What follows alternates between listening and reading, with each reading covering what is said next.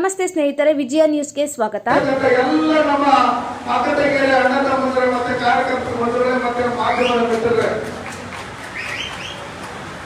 ಇಷ್ಟೊತ್ತು ಎಲ್ಲ ಏನೇನು ಹೇಳ್ಬೇಕು ಎಲ್ಲ ಹೇಳಿದ್ದಾರೆ. ಅಭಿವೃದ್ಧಿ ಮಾಡಿದ್ರೆ ಅವರು ಮಾತಾಡಕ್ಕೆ ಶುರು ಮಾಡಿದ್ರೆ ಎಲ್ಲ ಹೇಳ್ತಿರ್ತಾರೆ.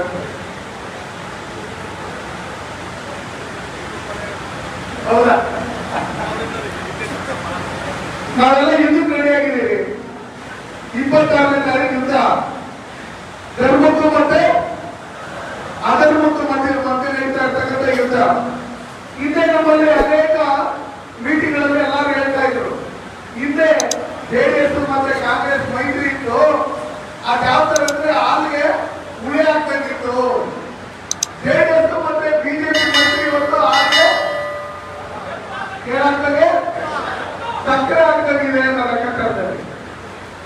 ಇದೇನಿಲ್ಲ, ಬಾಯ ಬಿಡಲ್ಲ ಮುಂದೆ ಮುಂದೆ. ಅದಕ್ಕೋಸ್ಕರ ಇವತ್ತು ಕಾಂಗ್ರೆಸ್ ಮನೆ ಒಂದು ಮೂರು ಮಾತು, ಮೂರು ಮಾತು. ಈ ಕಡೆ ಅಡಿಗೆ ಮಾಡಬೇಕು ಅಂತ, ಆ ಕಡೆ ಮಾಡಬೇಕು, ಇನ್ನೊಂದು ಮಾಡಬೇಕು ಅನ್ನೋ ಲೆಕ್ಕಾಚಾರದಲ್ಲಿ. ಅದಾದ್ಮೇಲೆ ಇವು ಯಾರು ಬೇಡ ಅಂತೇಳಿ ಇನ್ನೊಬ್ಬರನ್ನ ಕರ್ಕೊಂಡು ಬೆಂಗಳೂರಿಂದ ಕರ್ಕೊಂಡು ನಮ್ಮ ಕೋಲಾರ ಲೋಕಸಭಾ ಕ್ಷೇತ್ರಕ್ಕೆ ಸಂಬಂಧನೇ ಇಲ್ಲ.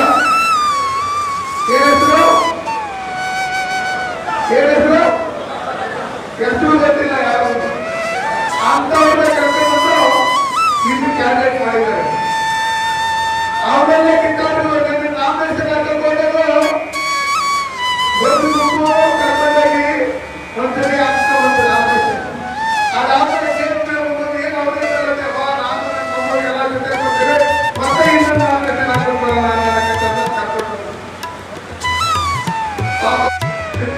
ಹೊಡಿತಾರೆ. ಆ ಕಡೆ ಬಂದ್ರೆ ಮುಗಿತಾರೆ, ಮುಂದೆ ಬಂದ್ರು ಹೊಡಿತಾರೆ, ಮುಂದೆ ಬಂದ್ರು ತುಂಬುತ್ತಾರೆ. ಆಗ ನಮ್ಮ ಅಭ್ಯರ್ಥಿ ಮಲ್ಲೇಶ್ ಬಾಬು ಅವರಲ್ಲ ಕಾಮಧೇನು ಇದ್ದಂಗೆ, ಮುಂದೆ ಬಂದ್ರು ತುಂಬಲ್ಲ, ಹಿಂದೆ ಬಂದ್ರು ಬಗೆಯಲ್ಲ. ತುಂಬಾ ಒಳ್ಳೆಯರು. ನೋಡಿದ ತಕ್ಷಣ ಗೊತ್ತಾಗುತ್ತೆ ಎಷ್ಟು ಮೃದು ಸ್ವಭಾವದವರು. ಅವ್ರು ಮಾತಾಡ್ತಾರೆ ಕಮ್ಮಿ ಓಟಕ್ಕೆ. ಏನೋ ಹಣೆ ಬರೋ ಚೆನ್ನಾಗೈತೆ, ನೀವೆಲ್ಲ ಹುಮ್ಮಸ್ಸಾಗಿದ್ದೀರಿ, ಲೋಕಸಭೆ ಕಳಿಸ್ಬೇಕು, ನರೇಂದ್ರ ಮೋದಿ ಅವ್ರ ಜೊತೆ ಕುತ್ಕೋಬೇಕು ಅನ್ನೋ ಲೆಕ್ಕಾಚಾರದಲ್ಲಿ ಅದೃಷ್ಟ ಬಂದ್ಬಿಟ್ಟೈತಿ. ಅದಕ್ಕೋಸ್ಕರ ನೀವೆಲ್ಲ ಹಗಲು ರಾತ್ರಿ ಓಡಾಡ್ಬೇಕು. ಹಿಂದೆ ನಾವೆಲ್ಲ ಬಂದಾಗ ಎಷ್ಟೋ ಜನ ಬೇರೆ ಬೇರೆ ಪಾರ್ಟಿಯವರೆಲ್ಲ ಸಪೋರ್ಟ್ ಮಾಡಿದ್ರು. ಇಲ್ಲಿ ಜೆಡಿಎಸ್ ಮತ್ತೆ ಬಿಜೆಪಿ ಒಗ್ಗಟ್ಟಾಗಿದ್ದಾದ್ಮೇಲೆ ನಾವು ಎಂಪಿನ ಕನಿಷ್ಠ ಪಕ್ಷ 25-30 ಸಾವಿರ 50,000 ಓಟಿನ ಹತ್ರದಿಂದ ಇಲ್ಲಿಂದ ನಾವು ಚಿಂತಾಮಣಿಯಿಂದ ಗೆದ್ದುಕೊಂಡ ಎಮ್ಎಲ್ಎ ಆಗ್ತಾರೆ. ಎನ್ಡಿಎ ಮೈತ್ರಿಕೂಟದ ಅಭ್ಯರ್ಥಿನೇ ಎಂಎಲ್ಎ ಆಗ್ತಾರೆ. ಯಾವ ರೀತಿ ಈಗ ನನ್ನ ಸಿಟ್ಟಿಂಗ್ ಎಂಪಿ ಇದೆ, ಅದನ್ನ ಬಿಟ್ಕೊಡ್ಬೇಕಂತ ತಕ್ಷಣ ಆಯ್ತು, ನಾನು ವಯಸ್ಸೈತೆ, ಇನ್ನು 25 ವರ್ಷ ರಾಜಕಾರಣ ಮಾಡ್ತೇನೆ. ಕಾರ್ಪೊರೇಟ್ ಮಾಡಿದ್ರು ಅಭಿವೃದ್ಧಿ ನಮ್ಮ ಮಾದೇಪುರ ಕ್ಷೇತ್ರದಲ್ಲಿ ಪಾರ್ಟಿ ಕರ್ಕೊಂಡು ಕೋಲಾರೇ ನಿನ್ನಂತೆ ನಿಂತ್ಕೋಬೇಕಂತ ಹೇಳಿದ್ರು. ನೀವೆಲ್ಲ ಆಶೀರ್ವಾದ ಮಾಡಿದ್ರೆ ಎಂಪಿ ಆಗಿ ಇವತ್ತು ನಮ್ಮ ಚಿಂತಾಮಣಿಗೆ ಏನು ಬೈಪಾಸ್ ರೋಡ್ಗೆ ಸ್ವತಂತ್ರ ಬಂದಾಗಿಂದ ಕಾಂಗ್ರೆಸ್ ಕೈನಲ್ಲಿ ಬೈಪಾಸ್ ರೋಡ್ ಮಾಡಕ್ ಕೊಡ್ತಾಗ ಆಗಿಲ್ಲ. 305 ಕೋಟಿ ಹಣ ತಂದು 15 ಕಿಲೋಮೀಟರ್ ಬೈಪಾಸ್ ರೋಡ್ ಹಣ ಕೊಟ್ಟಿರ್ತಕ್ಕಂಥವ್ರು ಮೊನ್ನೆ ನರೇಂದ್ರ ಮೋದಿ ಅವರು. ಅದಾದ್ಮೇಲೆ ಇನ್ನೊಂದು ಮೊನ್ನೆ ನಿತಿನ್ ಗಡ್ಕರಿ ಅವರು ಅನೌನ್ಸ್ ಮಾಡಿದ್ರು, ಮೈಸೂರಲ್ಲಿ ಚಿಕ್ಕಬಳ್ಳಾಪುರದಿಂದ ಶಿಡ್ಲಘಟ್ಟದಿಂದ ಚಿಂತಾಮಣಿಯಿಂದ ಶ್ರೀನಿವಾಸಪುರದಿಂದ ಚೆನ್ನೈ ಎಕ್ಸ್ಪ್ರೆಸ್ ಗಾಡಿ ನಿಂತ್ಕೊಳ್ಳುವಂತ ರಾಜ್ಯದಲ್ಲಿ ಇವತ್ತೇನು 2 ಪಥದ ರಸ್ತೆ ಇದೆ, ಇದನ್ನ 4 ಪಥದ ರಸ್ತೆ ಮಾಡ್ತೀರಿ ಅಂತೇಳಿ ಮನೆ ನಿತಿನ್ ಗಡ್ಕರಿ ಅನೌನ್ಸ್ ಮಾಡಿದ್ರು. ಚಪಾಲ ಇರಬೇಕು, ಕೊಡ್ಬೇಕಾ? 1,000 ಕೋಟಿ 2,800 ಕೋಟಿ ಅದಕ್ಕೆ ಹಣ ಕೊಟ್ಟಿರ್ತಕ್ಕಂಥ ನಿತಿನ್ ಗಡ್ಕರಿ ಅವರು. ಯಾಕಂದ್ರೆ ಈ ಭಾಗದಲ್ಲಿರ್ತಕ್ಕಂಥ ರೈತರಿಗೆ ಅನುಕೂಲ ಆಗ್ಬೇಕು, ನಮ್ಮ ಯುವಕರಿಗೆ ಅನುಕೂಲ ಆಗ್ಬೇಕು. ದಿನ ಬೆಂಗಳೂರಿಗೆ ಎತ್ತುಕೊಳ್ತಾರೆ, ಅವರೆಲ್ಲ ಇಲ್ಲೇ ಕೈಗಾರಿಕೆ ಮಾಡಬೇಕು. ಇವತ್ತು ಮತ್ತೆಗಳಲ್ಲಿ ಕೈಗಾರಿಕಾ ಪ್ರವೇಶ ಮಾಡಿರ್ತಕ್ಕಂಥದ್ದು ಸನ್ಮಾನ್ಯ ಯಡಿಯೂರಪ್ಪ ಅವರ ಮುಖ್ಯಮಂತ್ರಿಗಳಾಗಿದ್ದ ಸಂದರ್ಭದಲ್ಲಿ ಏನಿಲ್ಲ ಬಿಡಲ್ಲ, ಮುಖ್ಯಮಂತ್ರಿಗಳಾಗಿದ್ದ ಇವತ್ತು ಮತ್ತೆಗಳಲ್ಲಿ ಇರ್ತಕ್ಕಂಥ ರೈತರಿಗೆ 1 ಎಕರೆಗೆ 80 ಲಕ್ಷ ದುಡ್ಡು ಕೊಡ್ಬೇಕಂತೇಳಿ ಅವತ್ತು ಫಿಕ್ಸ್ ಮಾಡಿದ್ರೆ ರೈತರಿಗೂ ಅನುಕೂಲ ಆಗಬೇಕು. ಅಂತೇಳಿ ಇವತ್ತೇಳಿ ಮಸ್ಟರ್ನಲ್ಲಿ ಇಂಡಸ್ಟ್ರಿ ಏರಿಯಾ ಆಗಿದೆ. ಅಲ್ಲಿ ನೋಡಿದಾಗ ಈ ಕಾಂಗ್ರೆಸ್ ಅವರು ಅಧಿಕಾರಕ್ಕೆ ಮಾಡಿರೋದೇನು, ಯಾರ್ಯಾರು 70 ವರ್ಷದಿಂದ ಉಳುಮೆ ಮಾಡಬೇಕು, ಜಮೀನುಗಳಲ್ಲಿದ್ದು ಸಾಗುವಳಿ ಪತ್ರಗಳು ತಗೊಂಡಿದ್ರು, ಅದನ್ನೆಲ್ಲ ಡೆಮಾಲಿಷನ್ ಮಾಡ್ತೀನಿ, ಇದೆಲ್ಲ ಫಾರೆಸ್ಟ್ ಅಂತ ರೈತರು ತೊಂದರೆ ಕೊಡ್ತಾ ಇರ್ತಕ್ಕಂಥವ್ರು ಈ ಕಾಂಗ್ರೆಸ್ ಅವರು. ಇಲ್ಲಿ ಸಚಿವರು ಡ್ರಾ ಮಾಡ್ತಾರೆ.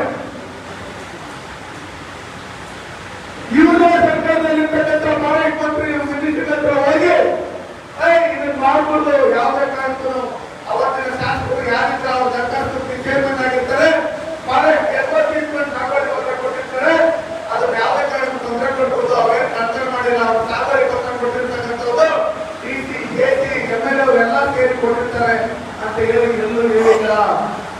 ಅದಕ್ಕೋಸ್ಕರ ಇವತ್ತೇನು ಮತ್ತೆ ಇಂಡಸ್ಟ್ರಿಯಲ್ ಏರಿಯಾ ಕೇಳಿ ನೋಟಿಫಿಕೇಶನ್ ಆಗಿರೋದು ಈ ಫಾರೆಸ್ಟ್ ಬಂದು ಅದು ಫಾರೆಸ್ಟ್ ಕೇಳಬೇಕು ಅಂತ ಹೇಳಿ ಗೋಡಮ್ಮ ಅವರು ಇವರೆಲ್ಲ ಕಂಡುಬಂದು ಸುಮ್ಮನೆ ಇರ್ತಾರೆ. ಅವ್ನು ಯಾರಿದ್ದಾನೆ ಹುಷಾರ ಸೆಕೆಂಡ್ ಎಲ್ಲಿ ಚಿಕ್ಕಬಳ್ಳಾಪುರದಲ್ಲಿ ಮಾತಾಡೋದು ನೋಡಿದ್ರೆ ಅಕ್ಕಿ ಕೊಡ್ತಾ ಇರ್ತಕ್ಕಂಥವ್ರು ಸನ್ಮಾನ್ಯ ನರೇಂದ್ರ ಮೋದಿ ಅವರು. ನಿಮ್ಗೆಲ್ಲ ಒಂದು ಕುಟುಂಬದ ವರ್ಷಕ್ಕೆ 5 ಲಕ್ಷ ರೂಪಾಯಿ ಉಚಿತವಾಗಿ ಆರೋಗ್ಯ ಸೇವೆ ಸಿಗ್ಬೇಕಂತ ಹೇಳಿ ಆಯುಷ್ಮಾನ್ ಭಾರತ್ ಮಾಡಿಕೊಟ್ಟಿರ್ತಕ್ಕಂಥದ್ದು ಸನ್ಮಾನ್ಯ ನರೇಂದ್ರ ಮೋದಿ ಅವರು. ಈ ಚಿಂತಾಮಣಿ ತಾಲೂಕಿನಲ್ಲಿ 25,000 ಸ್ವಚ್ಛವಾದ ಕೃಷಿನಲ್ಲಿ ಕಾರ್ಯ ಕೊಟ್ಟಿರ್ತಕ್ಕಂಥದ್ದು ಸನ್ಮಾನ್ಯ ನರೇಂದ್ರ ಮೋದಿ ಅವರು. ಇವತ್ತು ಪ್ರಧಾನಮಂತ್ರಿ ವಿಶ್ವಕರ್ಮ ಯೋಜನೆಯಲ್ಲಿ ಎಲ್ಲರೂ 1 ಲಕ್ಷ, ಯಾರ್ಯಾರು ಬಟ್ಟೆಗಳಿದ್ದಾರೆ, ಚಪ್ಪಲಿಗಳಿದ್ದಾರೆ, ಕಾರ್ಮಿಕರಿದ್ದಾರೆ, ಇದು ಕಾರ್ಪೆಂಟರ್ಗಳಿದ್ದಾರೆ, ಇವರ ಬೈಗಿ ಕೆಲಸ ಮಾಡೋರಿದ್ದಾರೆ, ಕಮ್ಮಾಡಿದ್ದಾರೆ, ಇವರಿಗೆಲ್ಲ ಟ್ರೈನಿಂಗ್ ಕೊಟ್ಟು 15,000 ಅವರಿಗೆ ಸ್ಟೈಪಂಡ್ ಕೊಟ್ಟು ಕಿಟ್ಟು ಕೊಟ್ಟು 1 ಲಕ್ಷ ರೂಪಾಯಿ ಯಾವುದೇ ಡ್ಯೂಟಿ ಇದ್ರೆ ಹಣ ಕೊಡ್ತಾ ಇರ್ತಕ್ಕಂಥ ಸನ್ಮಾನ್ಯ ನರೇಂದ್ರ ಮೋದಿ ಅವರು. ಫುಟ್ಪಾತ್ ಅಲ್ಲಿ ಇರ್ತಕ್ಕಂಥ ಬೀದಿ ಬದಿ ವ್ಯಾಪಾರಿಗೆ ಪ್ರಧಾನಮಂತ್ರಿ ಸ್ವಾಮಿ ಯೋಜನೆಯಲ್ಲಿ ಅವರು ಸ್ವಾವಲಂಬಿ ಜೀವನ ಮಾಡಬೇಕು ಅಂತ ಹೇಳಿ ಯಾವುದೇ ಡ್ಯೂಟಿ ಇದ್ರೆ 10,000 ಕಟ್ಟಿದ್ದಾರೆ, 20,000 ಕಟ್ಟಿದ್ದಾರೆ, 50,000 ಹಣ ಕೊಟ್ಟಿರ್ತಕ್ಕಂಥವ್ರು ಸನ್ಮಾನ್ಯ ನರೇಂದ್ರ ಮೋದಿ ಅವರು. ನಾವು ರಾಮನ ಪ್ರತಿಷ್ಠಾಪನೆ ಮಾಡಬೇಕಂತ ಹೋದಂತ ಸಂದರ್ಭದಲ್ಲಿ ನಮ್ಮ ಎಲ್ಲ ನಾಯಕರು ಅಲ್ಲಿ ರಾಮನ ಬೆಸ್ಟ್ ಹಾಕಕ್ ಹೋದ್ರೆ ಅದನ್ನ ಪರ್ಮಿಷನ್ ಬೇಕು ಅಂತ ಹೇಳಿ ಬಂದು ಕಿತ್ತಾಕಕ್ ಬಂದ್ರು. ಬ್ಯಾನರ್ ಬೇಕಾದ್ರೆ ತೊಂದರೆ ಅದಕ್ಕೆ ಬಂದು ಕಿತ್ತಾಕಿದ್ರು. ಯಾರ್ಯಾರು ಬಂದೆ ಮಾಡ್ತಾ ಇದ್ರು ಬಂದಾಗ ಕೇಸುಗಳು ಹಾಕಿದ್ರು. ಇದೆಲ್ಲ ಇರ್ತಕ್ಕಂಥ ಸಂದರ್ಭದಲ್ಲಿ ಸಿದ್ದರಾಮಯ್ಯ ಹೇಳ್ತಾರೆ, ಈ ದೇಶದಲ್ಲಿ ಈ ರಾಜ್ಯದಲ್ಲಿ ಇರ್ತಕ್ಕಂಥ ಮುಸ್ಲಿಮರಿಗೆ ನಾನು 10,000 ಕೋಟಿ ಕೊಡ್ತೀನಿ ಅಂತ ಹೇಳ್ತಾರೆ. ಅವ್ರು ಕೊಡ್ಲಿ ಬೇಡ ಅಂತ ಹೇಳಲ್ಲ, ನಮಗೂ ಕೊಡ್ರಿ ನಮ್ದು ಒಂದು ಏನಲ್ಲ, ಗೌಡ್ರಿಗೆ ಕೇಸ್ ಕೊಡ್ಬೇಕು, ಕುರುಬರಿಗೆ ಕೇಸ್ ಕೊಡ್ಬೇಕು, ಬದಿಗೆ ಕೇಸ್ ಕೊಡ್ಬೇಕು, SC ST ಕೇಸ್ ಕೊಡ್ಬೇಕು. ಇದನ್ನೆಲ್ಲ ಕೊಡಿದ್ರೆ ಇವತ್ತು ಸನ್ಮಾನ್ಯ ಸಿದ್ದರಾಮಯ್ಯವರು ನಮ್ಮನ್ನೆಲ್ಲ ಕರ್ನಾಟಕದಲ್ಲಿ ಇರ್ತಕ್ಕಂಥ ಜನನೆಲ್ಲ 1,95,000 ಕೋಟಿ ಸಾಲ ಮಾಡಿ 10 ತಿಂಗಳಲ್ಲಿ ನಮ್ಮನ್ನು ಮತ್ತೆ ಸಾಲದ ಇದಕ್ಕೆ ತಿಳಿಸವ್ರೆ.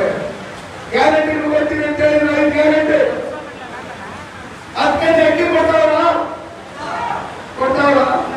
5 ಕೆಜಿ ಕೊಡ್ತಾ ಇರ್ತಕ್ಕಂಥ ಸನ್ಮಾನ್ಯ ನರೇಂದ್ರ ಮೋದಿ ಅವರು 5 ಕೆಜಿ 2 ಕೆಜಿ ಕಟ್ ಮಾಡಿ 1 ಕೆಜಿ ಸಿದ್ದರಾಮಯ್ಯ